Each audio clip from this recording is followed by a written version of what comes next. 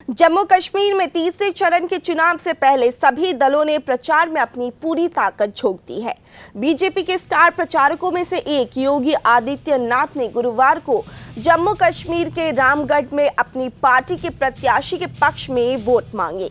इस दौरान उन्होंने दावा किया कि चुनाव के बाद पाकिस्तान के कब्जे वाला जम्मू कश्मीर भारत का हिस्सा होने वाला है। योगी आदित्यनाथ ने कहा कि जब केंद्र में कांग्रेस की सरकार थी और सहयोगी दलों की सरकार जम्मू कश्मीर में थी, तब पत्थरबाजी की घटनाएं बहुत होती थी।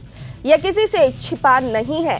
हालांकि प्रधानमंत्री मोदी और गृह मंत्री अमित शाह के आने के बाद से आतंकवाद अपनी अंतिम सांसें ले रहा है और पत्थरबाज पूरी तरह से गायब हो गए हैं। मुख्यमंत्री योगी आदित्यनाथ ने कहा कि उत्तर प्रदेश में बीजेपी की सरकार बनते ही 500 साल पुराने मसले का ऐसा समाधान निकला जैसे ऐसी समस्या कभी हुई ही ना हो। उन्होंने कहा कि कांग्रेस का नाम ही समस्या है। कांग्रेस ने हमेशा बहाने बनाकर देश की जनता को बेवकूफ बनाया है। भारतीय जनता पार्टी की सरकार जम्मू कश्मीर में आते ही महाराजा हरि सिंह का कश्मीर फिर से आपके सामने होगा। काबुल तक का शासन महाराजा हरि सिंह के पास था। तिब्बत में डोगरा सेना रहा करती थी।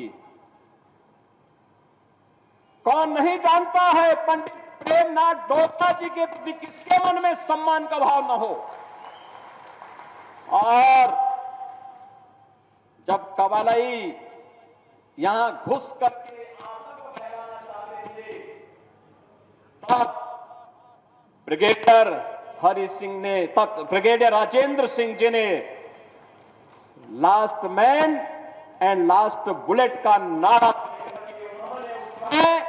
भारत की रक्षा के लिए अपने आप को बलिदान किया था। इतनी महान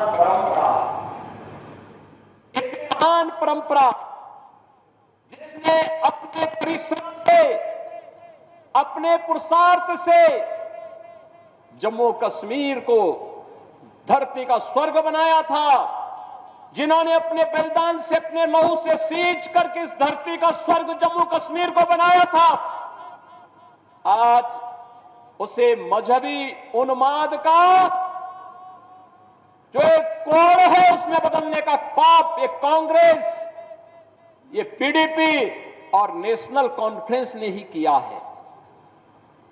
ये पाप करने वाले लोग जब देश के साथ गद्दारी कर रहे थे, देश के संसाधनों का उपभोग कर रहे थे, उनको सबक सिखाने का चुनाव है ये जम्मू कश्मीर विधानसभा का चुनाव।